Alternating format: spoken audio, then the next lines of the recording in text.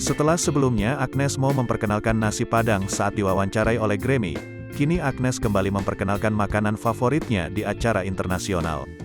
Diundang untuk mengisi program International Street Food Taste Test, rupanya Agnes Mo memilih memperkenalkan salah satu makanan daerah di Indonesia, yaitu pempek. Ini salah satu favoritku. Ini disebut pempek, kue ikan yang dibuat dari ikan giling dan tapioka, jelas Agnes Mo dilansir dari YouTube Good Mythical Morning, Rabu, tanggal 20 April tahun 2022. Tapi aku rasa kamu akan menyukainya, imbuhnya. Tak hanya memperkenalkan, Agnes juga mengajak dua host acara International Street Food Taste Test, untuk mencicipi makanan khas kota Palembang tersebut. Walau Agnes sampai sekarang sering dihujat karena dianggap terlalu kebarat-baratan, tetapi usahanya untuk mengenalkan Indonesia kepada dunia tak main-main.